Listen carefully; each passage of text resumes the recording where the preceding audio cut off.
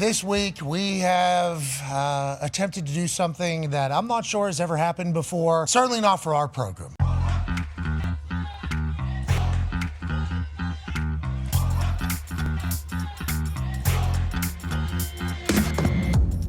Brock Purdy did what Brock Purdy does, which is manage the game beautifully. Fred Warner spoke after the game to the media. Here's what he had to say about Brock Purdy. Heck of a game manager. Wow. Managed the heck out of that game, boy. He the reason we're going to have a chance to win us a ring. I love him. Bosa talking about Purdy after the game. I don't pay attention to the media much, but whoever's talking shit about Brock Purdy, what do you have now? Oh, okay. Well, listen. And what message do you feel like Brock Purdy sent with this type of game?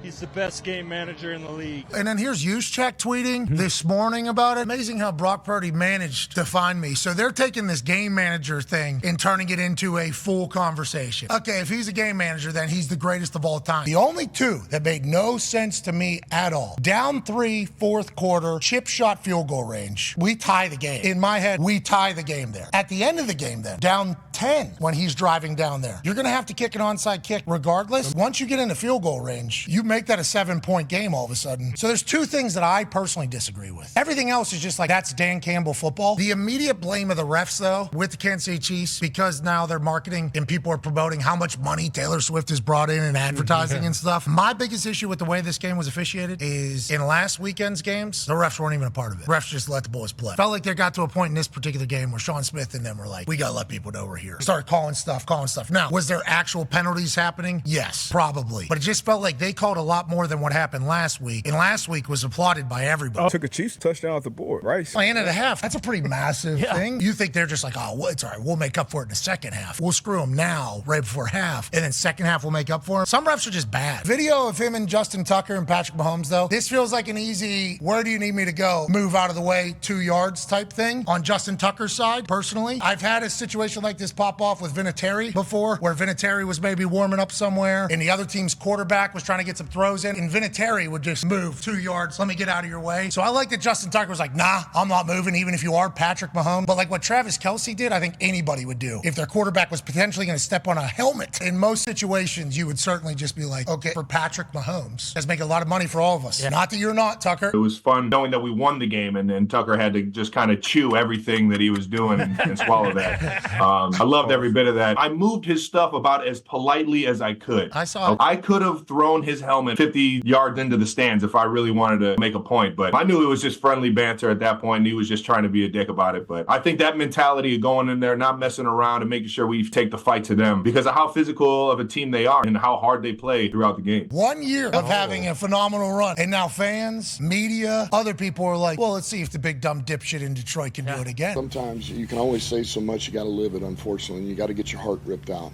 which we did, and it's a lesson learned. And look, I told those guys, this may have been our only shot. Do I think that? No. Do I believe that? No. However, I know how hard it is to get here. I'm well aware. It's going to be twice as hard to get back to this point next year than it was this year. That's the reality. And if we don't have the same hunger and the same work, which is a whole nother thing, once we get the offseason, and we got no shot of getting back here. I don't care how much better we get or what we add or what we drive. It's irrelevant.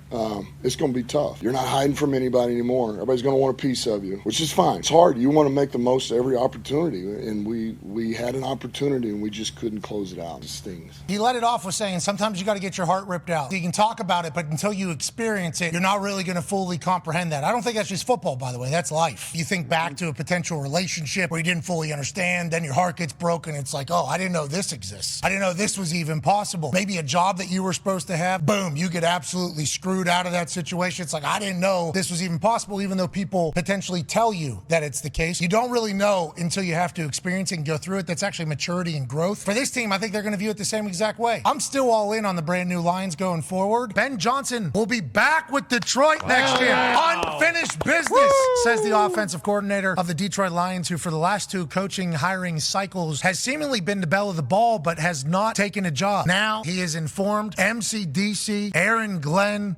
Jared Goff, J-Mo, Laporta, Gibbs, Montgomery, Reynolds, Amon-Ra St. Brown, and said, boys, we got close, but we didn't get the job done. Let's run it back. And if Aaron Glenn stays, this is something that none of the Lions fans could have have expected, especially with the year that they had this year. This is the difference between the same old Lions and the brand new Lions. We are building something very, very special. I think the Lions are going to be around for a very long time. The thing is now, he's a man who will be compared to forever whenever they're talking about GOAT conversations in the sport of football. That's because he won 7 Super Bowls, was consistently dominant for more than 2 decades at football. Ridiculously handsome. So absurdly handsome. An underdog story, too, picked at 199 of the NFL draft. Not a top 5 pick, not handed anything. And then what did he do? He went to work, did his job, became the greatest of all time, and now a phenomenal businessman and a great representation of the greatest league on earth. Ladies and gentlemen, Tom Brady. Hell yeah, What's dude. up, my man? Tom, I thought this was all potential gimmick rip. I didn't know if you were actually on the show. I'm so pumped you were here. Hey, we love you, dude. We love you, Tom. I appreciate it. When you're 40 years old and you've won 6 Super Bowls and you're already being called the GOAT, was there anything to you getting to the point of just being, I'm tired of Bill Belichick talking to me like I'm a 23-year-old? Because that was kind of the lingering at the end of your time at New England. There was so much people just trying to create some division that most of it was untrue, but it's just the way the world works. And naturally, I think division from within is a big problem in these team environments. And I don't like seeing any dysfunction in team environments. Obviously, my respect for Coach Belichick is pretty well documented. He was an incredible leader and coach for our team. And I tried to do my best every single day that I took the field. I knew that he did the same thing. And I think that's why I respected his coaching so much. But whenever they talk about the Patriot way, that is normally the reason that is given is like the Patriot way, the Patriot way, the Patriot way. I've never used that term in my entire life. I think when people say it, I'm always like, what's the Patriot way? It sounds like the title of a book. I think what we tried to do was we tried to do things the right way. I think we tried to practice the right way and prepare the right way. What happened on game day was ultimately a reflection of what we practiced. And I thought we had great leadership from our coaches, and it filtered down to the guys who really drove the culture. We had so many guys that I played with over the course of a lot of years that really understood that, okay, I'm going to care about my teammates and I'm going to care about helping the team win. There's a guy on our show who is diehard Patriot fan. Boston Connor has a question for you. Yeah, Tommy, I have to. What's up, Boston? I have to start and just say thank you. You know, my whole life has been incredible because of the fact that you have won 6 Super Bowls. And, you know, I'm a loser every day, but I'm a winner as a football fan because of you and what the Patriots were able to do. So thank you. It's starting to happen with Patrick Mahomes right now, where there's people saying, he's already greatest of all time, better than Tom Brady. Do you respect that? Do you hate that? There's nothing that Patrick can do, in my opinion, that takes away from what I tried to accomplish in my career. And there's nothing that I did can take away from what he's trying to accomplish. All I tried to be was the best I could be. Even though I had sporting idols, I could never be Steve Young. I could never be Joe Montana. I could never be Dan Marino or John Elway. These were my childhood idols. And they had incredible careers, and they put as much as they could into their career, and I really respect them for that. And I just tried to do the same thing. And believe me, if anybody can go out there and win 7 Super Bowls, I have so much respect for them. I understand how difficult it is. I will congratulate them, and I'm going to give whoever it is a big hug. You kick, move your fucking helmet. Get it. I knew it. No. You could just feel it. It's too synced up. You couldn't stop me. He's so fucking passionate. He cares about winning. He cares about his craft that when they get there, it's going to be a different story. And I'm not trying to disrespect the guys around him, no, but they're just not that damn good. And early in the season, as the F-bomb count is to 2 on this particular glorious Big Day Tuesday, we appreciate you, Big Perk. Thank you for doing what you did, by the way. Yeah, I would like to invite Taylor to the game or whatever. At that point, I assume you knew she was coming? Yeah. I told her, maybe I've seen you rock the stage in Arrowhead. You might have to come see me rock the stage in Arrowhead and see which one's a little more lit. We'll see what happens in the near future. Travis! Hey! All right. You guys knew each other pretty well at that point? Yeah, we had knew each other for close to a month up to that point. It wasn't just out of the blue, hey, come to the game and enjoy the game. Okay. And then both the football people... Hey, how are you? Hey, Justin Tucker was going to beat your ass, dude. He was going to beat your ass. You know that. Hey. Me and Patrick were on the sideline in the 4th quarter when Tucker had that chance to cut the lead to 1 score. If he would have missed that field goal, we were 100% getting a 15-yard flag. Of course he made it, of course. He can't let us have any fun. Could you imagine you two sprinting on the field? Yeah. Eli said he's not doing shit this year. He said he said last year he got a lot of work put on his plate. This year he learned.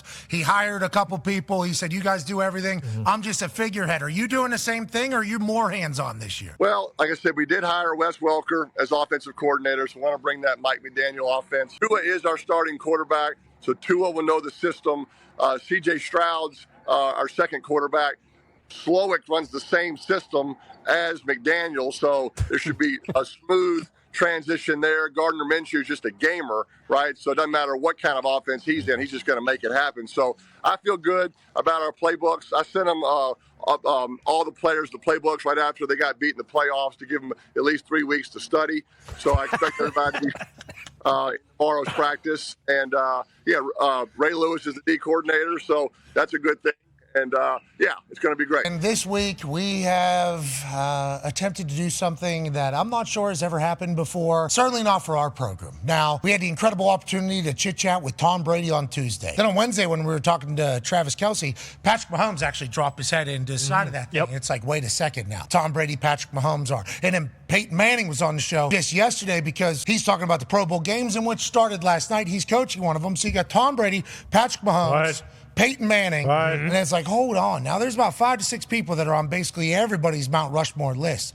But there's one particular guy that we've never had on our program, Italian-American out of Pittsburgh, Pennsylvania. Oh, what did he do in football? I don't know. How about 4-time Super Bowl champ, 3-time Super Bowl MVP, 2-time MVP, 8-time Pro Bowler, 5-time All-Pro, became a legend at Notre Dame. Ladies and gentlemen, maybe the coolest human of all time, and to finish out a Mount Rushmore of NFL quarterback week that we have had and so lucky to be a part of, ladies and gentlemen, a man who played for the Niners and the Kansas City Chiefs, Joe Montana. Hey, how you guys doing? Hey, Pat. I saw that stands when I was coming up the hill at the beach in Hawaii, in Lanai. Didn't you call your wife one time from the sideline phone, Joe? Yeah, I called her a bunch of times after that, but one time I was just sitting there, and I think it was in L.A. It was the first time. I was sitting there, we were winning. I was going, wow, let me see if I hit 9, like any other place, right? You get an outside line, and I got an outside line. So I dialed up my house, and she answered the phone. I said, hey, what are you doing? She goes, I'm watching the game. What are you doing? What are you calling me for? I go, I just thought I'd check and see if this phone worked and if it dialed out, and it did. So I thought I'd call and say, hey, love you, gotta go back to work. You're the coolest dude of all time. And I got to tell you this, that interview you did with Tom Brady the other day. Why are you watching that, Jim? Don't be watching our dumbass show. That was not dumbass. That was as real as it gets. And you said some of the things I said. There's no magic recipes or secret sauce formulas. Good old-fashioned hard work and good old-fashioned teamwork. And Tom laid it out as well as it can be laid out. Work, teamwork, that's what makes the dream work. That interview you did with Tom, I mean, that should be content that every young football player, college football player, pro football player studies. Jim, I'm mind blown right now that you even watched it and you said those very nice things. Thank you, obviously. I was right there with my 11-year-old son, Jack. I go, Jack, are you hearing this? Jack, don't listen to this show, Jack. That interview, but don't listen to the rest of the show. Archive that one, please.